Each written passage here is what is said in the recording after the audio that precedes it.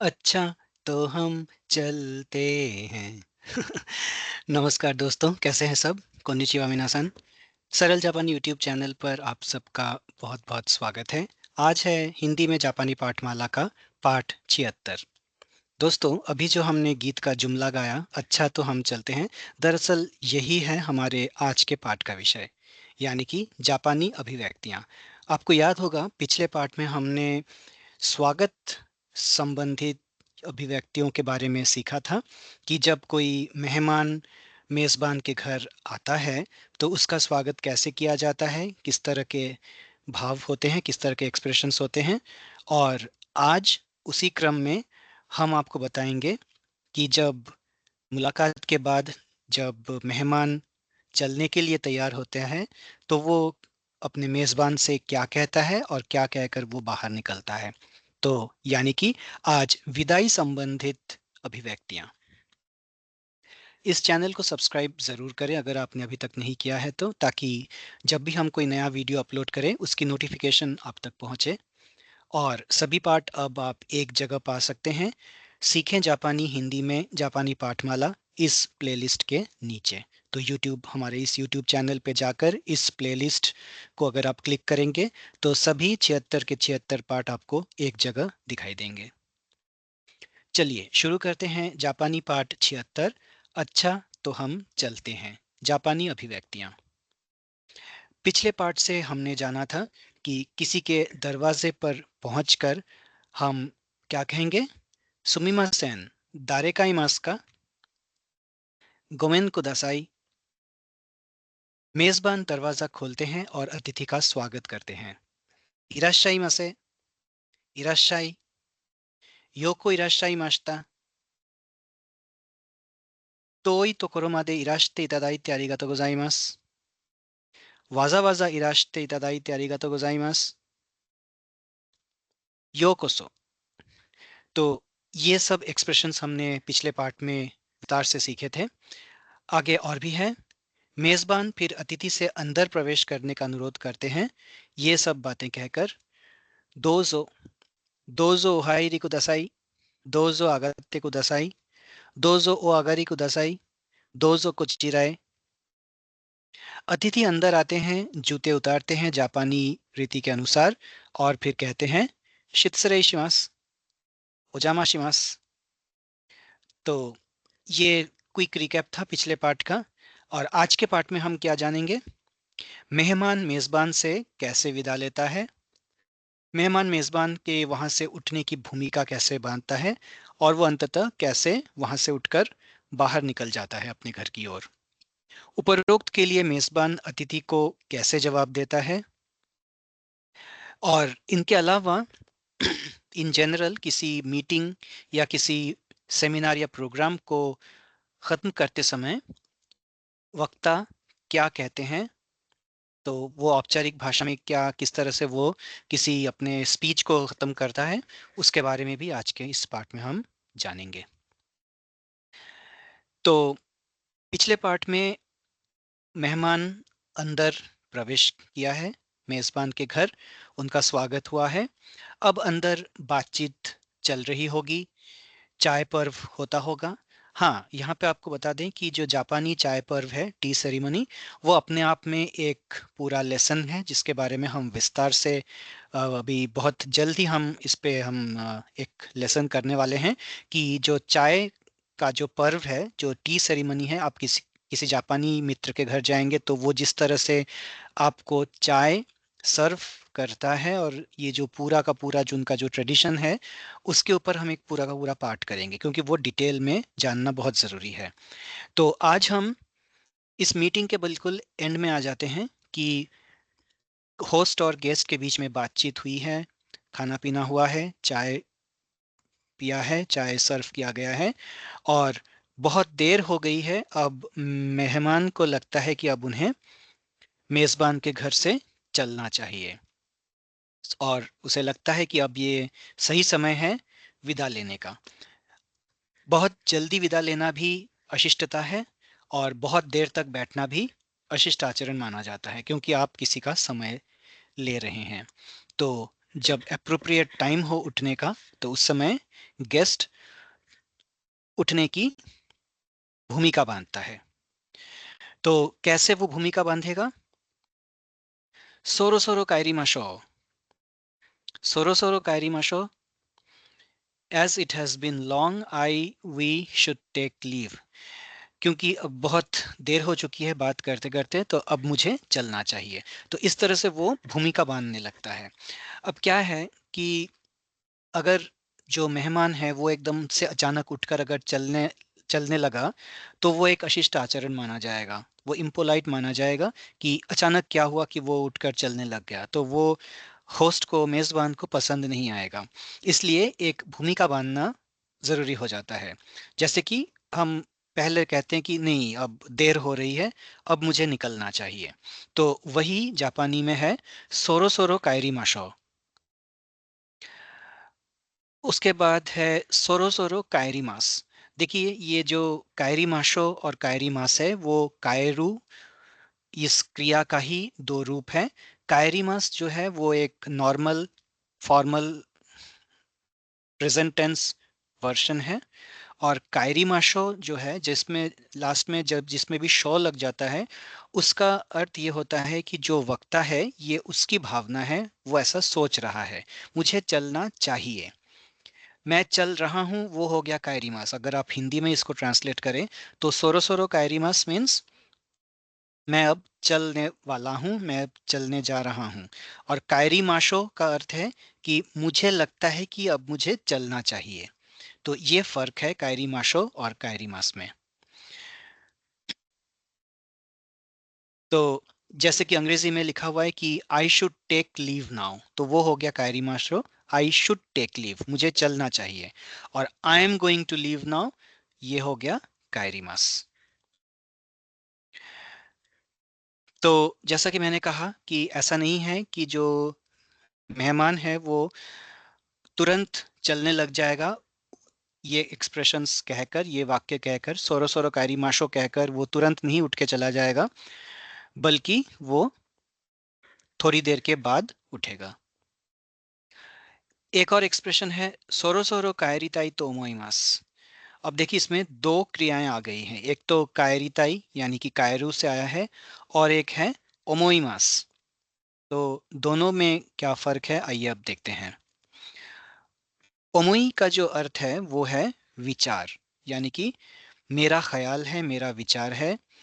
और कायरिताई यानी कि चलना, तो यानी कि अब मैं समझता हूँ या मैं सोचता हूँ कि अब मुझे चलना चाहिए, जिस तरह से हम कहते हैं, ये वही है।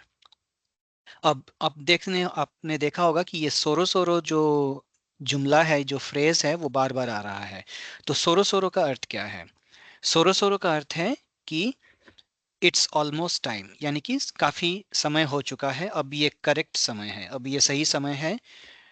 ये काफ़ी देर से मैं यहाँ बैठा हूँ, काफ़ी समय हो गया है, चलिए बहुत देर हो गई, जिस तरह से हम कहते हैं ना हिंदी में। तो ये वही है सोरो सोरो, कि बहुत देर हो गई है, अब मुझे चलना चाहिए। तो कायरेताई तो ओमोइमास, ओमोइमास का अर्थ है सोचना। तो मैं सोच रहा हूँ कि अब मैं निकलता हूँ, बहुत देर हो गई है, अब मैं सोचता हूँ कि मैं अब मुझे अब निकलना चाहिए। तो यही है इसका अर्थ, सोरो सोरो कायरिताई तो ओमोइमास, सोरो सोरो कायरिमास और सोरो सोरो कायरिमाशो। ये इस तीनों का एक ही अर्थ है, बस कहने का तरीका अलग अलग है। एक बात को आप विभिन्न तरीके से कह सकते हैं, तो ये भी वही है।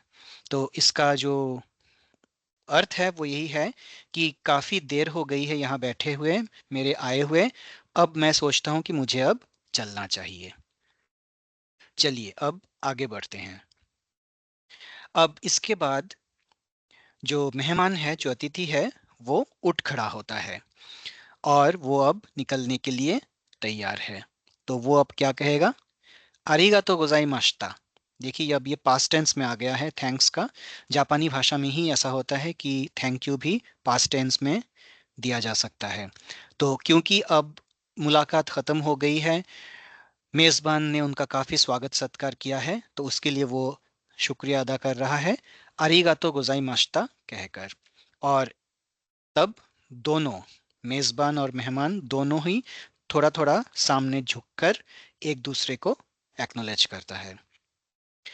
ओजामाशिमाशिता, ओजामाशिमाशिता यानी कि मैंने आपका समय लिया, मैंने आपकी प्राइवेसी भंग की, इसके लिए मैं माफ़ी चाहता हूँ और माफ़ी नहीं चाहता हूँ बल्कि आप इसलिए समय देने के लिए आपका बहुत-बहुत धन्यवाद। तो आरिगातो गोजाइमाशिता भी कहा जा सकता है, ओजामाशिमाशिता भी कहा जा सकता है। ओजामाशिमाशिता थोड़ा-सा ज़्यादा फॉर्मल हो जाता है, तो क्योंकि इसमें कहा जा रहा है कि मैंने आपका कीमती समय लिया, आपका अपना कीमती समय मुझे देने के लिए धन्यवाद। तो ऐसा हम काफ़ी फॉर्मेलिटी के साथ कहते हैं और इसलिए डिपेंड करेगा कि आप किस तरह के सज्जन के घर हैं। अगर आप बहुत कोई निकटवर्ती मित्र हैं तो इतनी फॉर्मेलिटी की ज़रूरत नहीं है। अरिगातो गोजाइमाशिता काफ़ी है उस केस में। और अगर कोई ऑफिशियल किसी आप अपने बॉस के घर गए हैं या किसी कलीग के घर गए हैं तो ओजामाशिमाशिता कहा जा सकता है जो ज़्यादा फॉर्मल है। अब अब तक जितने भी एक्सप्रेशंस हमने किए वो सब गेस्ट ने होस्ट से कहा। अब होस्ट कैसे रिस्पॉन्ड बैक करेगा अपने मेहमान को कि मेहमान अब चलने के लिए तैयार है, वो अनुमति मांग रहा है घर से निकलने के लिए, तो जो मेजबान है वो अब क्या कहेगा? मेजबान कहेगा माता इराश्ते को दासाई, माता इराश्ते को दासाई, ये आपको पता होगा शायद कि आप फिर आइए।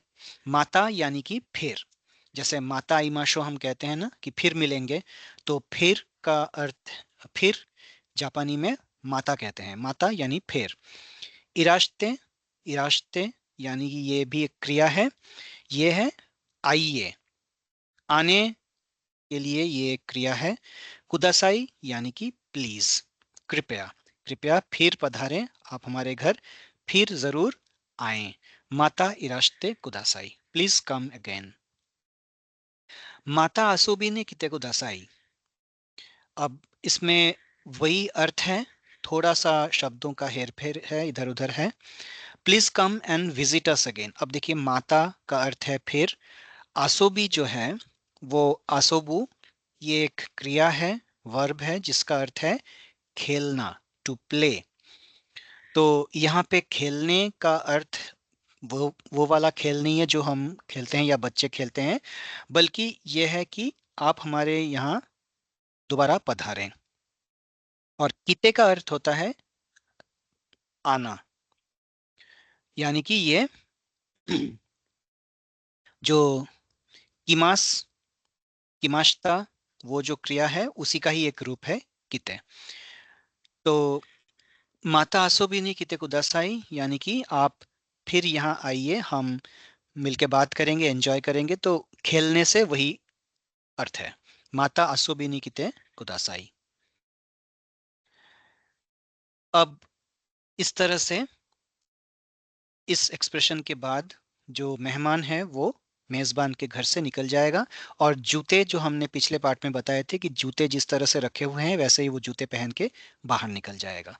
तो यहाँ पे आके खत्म होता है होस्ट गेस्ट, जो वेलकम और गुड बाय वाला जो एक्सप्रेशंस एक्सचेंज है वो खत्म होता है। अब कुछ और एक्सप्रेशंस हम लेकर आए हैं आज के इस पार्ट में, आइए अब आगे उन्हें देखते हैं। Expressions for saying sorry upon hurting someone. अब देखिए, आप बस में चल रहे हैं या मेट्रो में जा रहे हैं जापान में, अचानक आपने किसी सज्जन के पाँव के ऊपर अपना पाँव रख दिया और उन्हें चोट लग गई, तो वो एक्सप्रेशन क्या देंगे? इताई, इताई, एक्सप्रेशन ऑफ सडन पेन, यानी कि अचानक उन्हें बहुत ज्यादा चोट लग गई है तो वो इताई कह के चिल्ला उठेगा। तो ये एक एडजेक्टिव है इताई, कि दर्द, दर्द हुआ है उससे, ये उसी का एक्सप्रेशन है। आपको हमने अभी तक एडजेक्टिव्स यानी कि विशेषण किया नहीं है। आपको बता दें कि अधिकतर जो विशेषण होते हैं वो ई की मात्रा से खत्म होता है, ई, इसलिए इताई ये जो है ये भी एक विशेषण है। तो हम बहुत जल्द करेंगे विशेषण अपने इस सीरीज में, तब आप देखेंगे कि सब ई से खत्म होता है। तो इताई यानी कि आउच जैसे हम कहते हैं, ये वही एक्सप्रेशन है।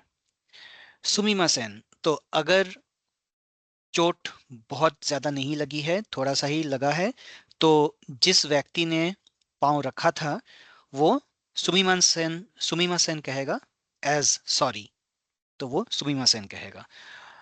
तो ये एक कैजुअल वर्ज़न है एक्सक्यूज़ मी या सॉरी कहने का। और अगर बहुत ज़्यादा चोट लग गई है, तो गोमेन नासाई कहेगा, यानी कि आई एम सॉरी। तो वो एक फॉर्मल सॉरी कहने का तरीका है, गोमेन नासाई। गोमेन कुदासाई means excuse me, is someone there. So ये पिछले पार्ट में हमने किया था, आपको याद होगा, गोमेन कुदासाई। और गोमेन नासाई यानी आई एम सॉरी। तो गोमेन कुदासाई एक्सक्यूज मी, गोमेन नासाई सॉरी। और सुमिमासेन हम दोनों के लिए ही प्रयोग कर सकते हैं, एक्सक्यूज मी के लिए भी कर सकते हैं और कैजुअली सॉरी कहने के लिए भी सुमिमासेन का प्रयोग किया जा सकता है। चलिए अब आगे बढ़ते हैं। अब एक और महत्वपूर्ण एक्सप्रेशन कि आप ऑफिस में कोई सेमिनार दे रहे हैं, जापानी भाषा में प्रेजेंटेशन दे रहे हैं, या किसी मीटिंग में आप कुछ बोल रहे हैं, या फिर कोई क्लास ले रहे हैं स्टूडेंट्स का। तो जब आपका सेशन ख़त्म होने जा रहा है, तो आप किस तरह से भूमिका बांधकर उस सेशन को रैप अप करेंगे, क्लोज करेंगे, ख़त्म करेंगे, वो देखते हैं कि किस तरह के एक्सप्रेशंस बोले जा सकते हैं।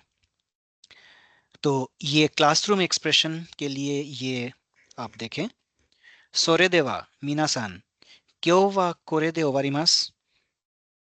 सोरे देवा मीनासान, तो सोरे देवा का अर्थ जो होता है, तो जैसे अंग्रेजी में हम कहते हैं वेल, यानी कि हम एक भूमिका जैसा बांध देते हैं छोटे से संक्षिप्त में।